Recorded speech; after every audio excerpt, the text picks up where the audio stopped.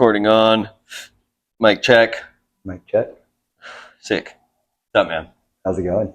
Good. How are you? I'm doing all right. Let's get you first to introduce yourself. My name is Quen. Quen Wallace. Those who don't know me already.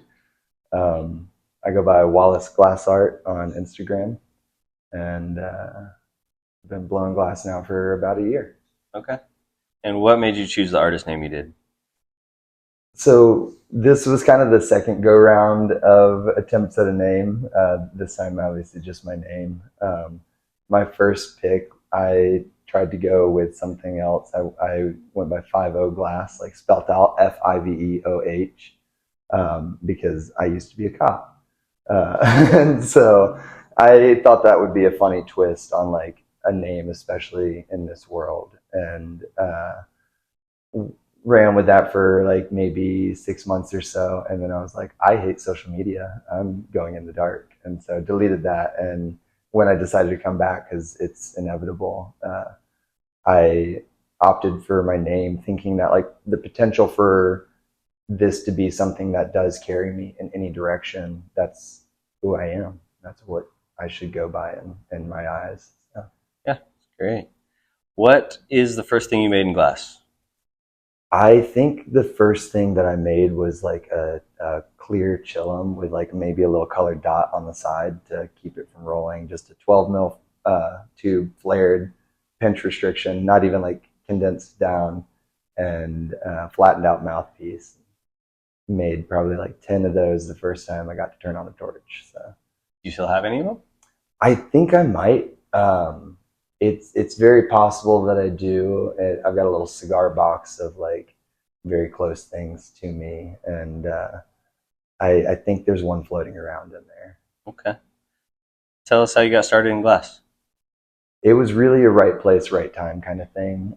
When I was a kid, like the first time I saw glass being melted was in a hot shop, a soft glass display, and I was sucked in, like watching something go from like solid to liquid and then start solidifying again. And so I had this like, I want to do that, I want to touch that, but never had an opportunity to.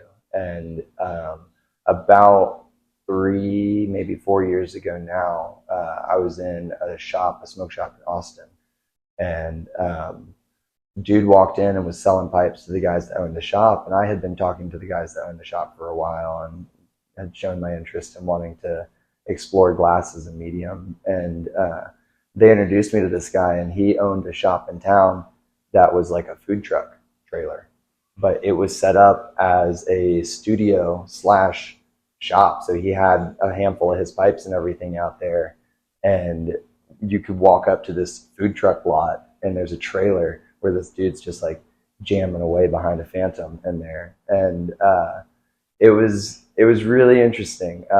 His name's Billy, and he owns a shop called the Glassmith that I work for now. And he taught me how to turn the Phantom on. And like that was kind of my introduction, was like, learn how to turn this thing on.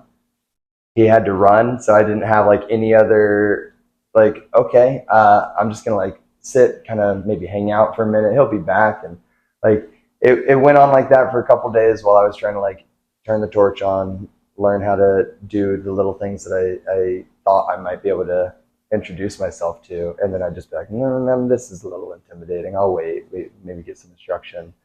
And never really like lined up well. And so it ended up, I left that and didn't touch glass again until last year. And same kind of setup. Billy had another shop going, and I asked, hey, you need anybody to come jump on a torch? Like, I'm happy to try to do what I can. And he was like, yeah, come on. And gave me another opportunity at it. And having that 2-year period in between, like not touching it at all, it's the only thing I could think about. And every interaction that I had, in some way, I was like thinking about glass, what it could do, what people can do with it. I worked at another shop that had purely American-made glass. They didn't sell any import stuff. So I was having these awesome interactions with artists and seeing techniques that like were all over the place, and it sucked me in. I couldn't get away from Sorry, I may have taken your question and run. But No, it's great. I was just sitting here thinking that glass almost became like the one that got away yeah, for a while. yeah, You know, and like even sitting on it for as long as I did, like I remember when I was probably like 8 or 9 years old when I first got to see something go from solid state to liquid and then start setting up. And like that transition now, even as I watch it, is so captivating. Like there's something like when you really are plugged in, watching everything that's solid, it's like watching your life in a way, like all this stress that's tight and tense, like all of a sudden just let go.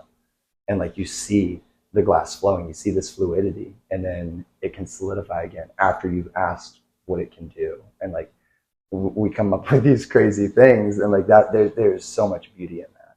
yeah, I agree. So I'm guessing they were a big influence, the person who kind of gave you your foot in the door. But were there other big influences when you first started? Absolutely. Having again like that little kick in the door, and then like almost this pause button hit, but then being surrounded by awesome art. Some of the local guys in Austin are huge influences for me. J Mass is a big one. I'm a big fan of Salt's style. I think he's definitely carved a huge, unique path in this industry and glass as a whole. And so seeing what you can do and the capabilities that like glass has, there's so many people that I could start listing as inspirations. But it's almost like glass itself is the most inspiring thing. Yeah. Where did you first sell your glass?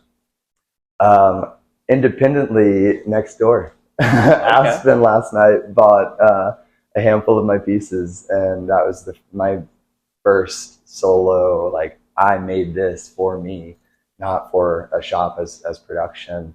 And it was an incredible feeling, and I'm still like kind of vibrating on that. We're catching you right after the first. Yeah, it's definitely good afterglow. And so you sold work at the place you work also, right? But yeah. this is the first one separately from that you're talking about. Yeah.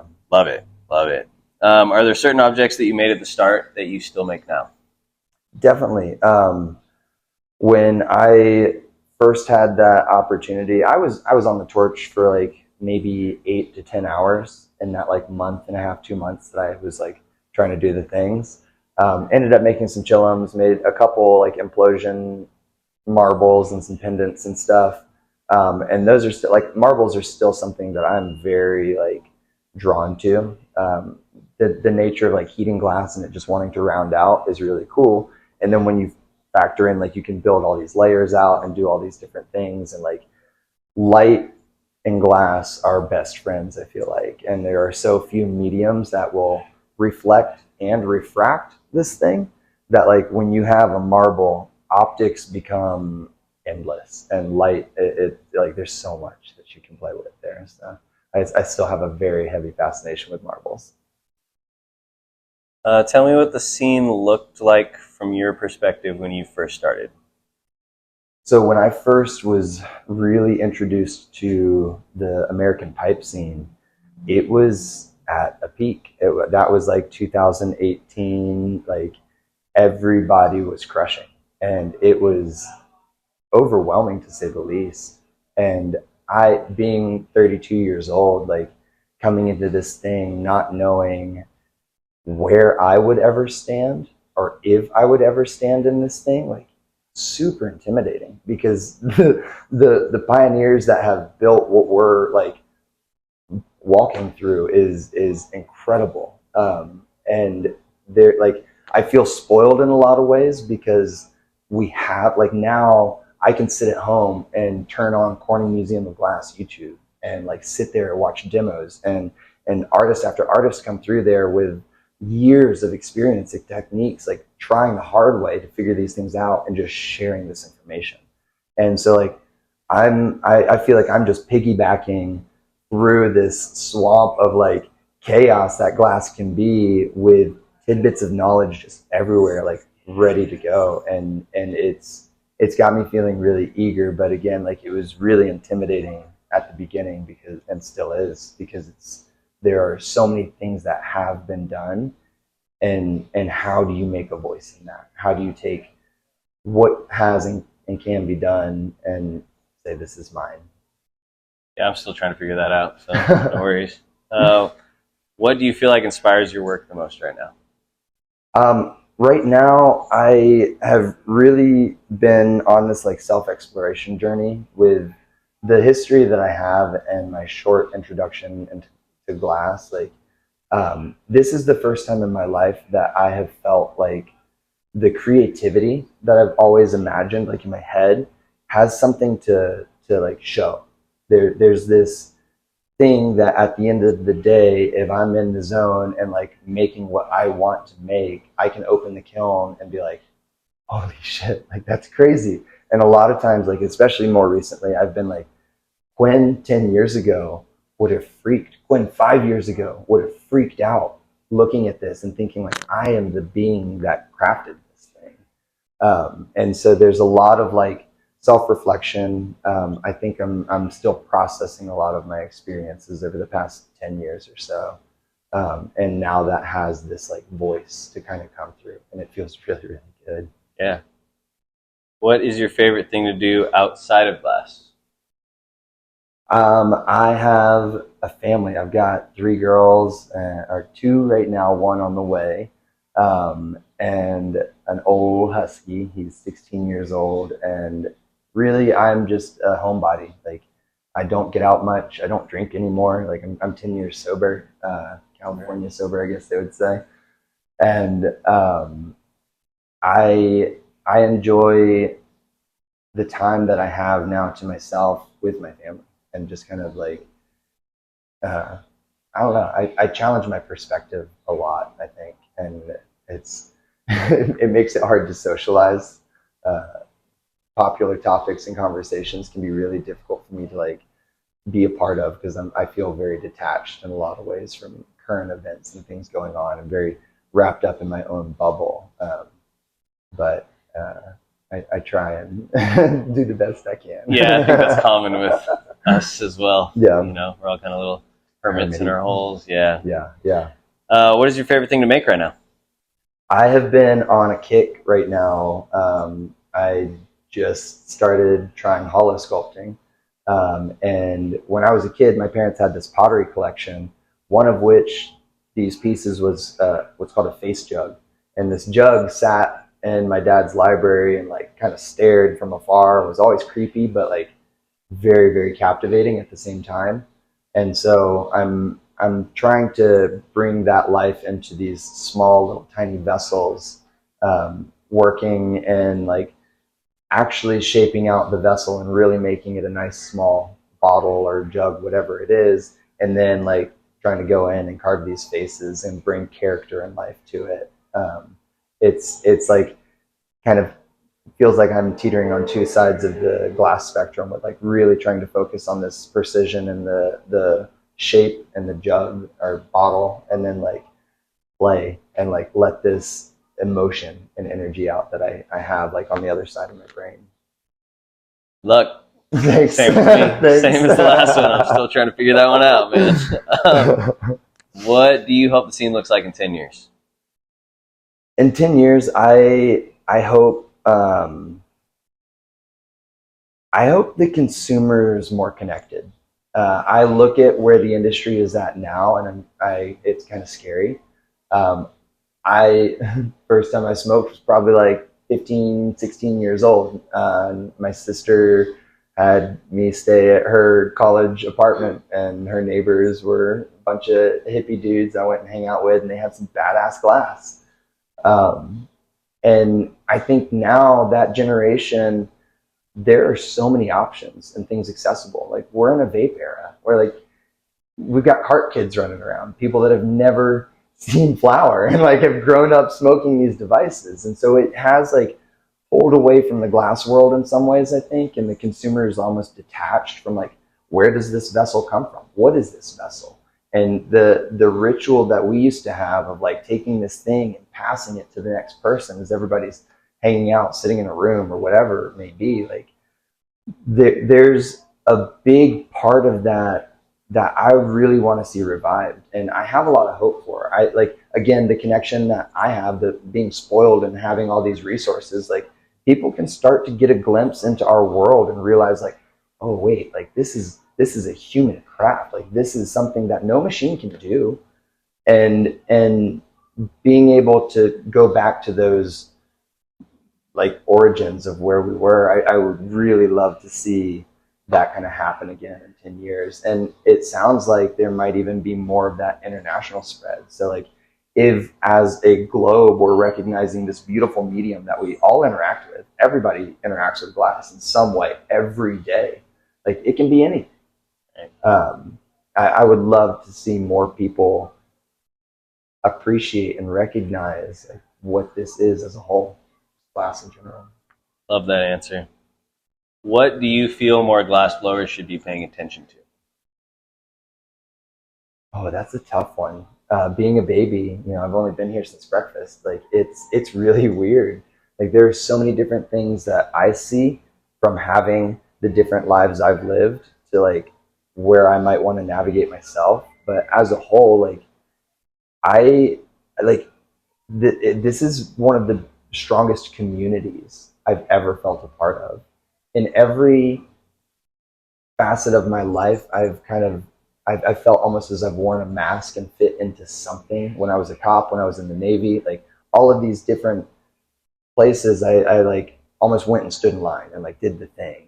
And like this community coming into it, and especially from where I came, like I almost would feel like the black sheep and shunned. And the welcome that I've had from everybody that I've interacted with, like regardless of their history and experience with what my history might be, like it's amazing. And like there's really something to say for that. And I think like if I were to give that answer anything, I would say that like anybody coming into this industry, because it does feel like there still are a lot of new people wanting to explore glass, recognize that community. Know the person next to you like might have a wild history, might have a crazy past that you have no idea. Like anybody is truly unlimited potential until you decide otherwise. And when you put them in that box of judgment, they don't have a choice over that. And so if you can come into this and recognize that everybody is somebody, everybody could be you, then like keep that community spirit alive and please like pay attention to the love and the care that this community gives one another, because I haven't seen that anywhere else. That was articulated very well, man. I like that a lot. And you are on to the last question. What do you hope to accomplish in glass? Oh man, that is the last question. That's I think if I were to give that like the truest format of an answer I could, I think I want to accomplish figuring out more about myself. And in the sense that like I have done all of these unique things and I've had these different perspectives in the world, and now I'm just back to like feeling a lot like a child. I feel like I'm just ready to explore. And so if there's anything that I want to accomplish in glass, it's that I want to be able to make something for myself in a way that the journey of getting to that final creation has really shown me every side of myself. And I'd mentioned before that I constantly like challenge my own perspective, and the tester question coming in of explain science, that like I'm like always challenging what I had thought before, and like trying to figure out where my perspective is going. What are my values? What are my morals? And like how do I shape that as my life continues to evolve? And how can I bring that into my work? How can I let my work be expressive of what I'm feeling? And I guess that's what I would want. I wish to truly be able to express the amount of feeling that I have in glass. Love it. Thank you, man.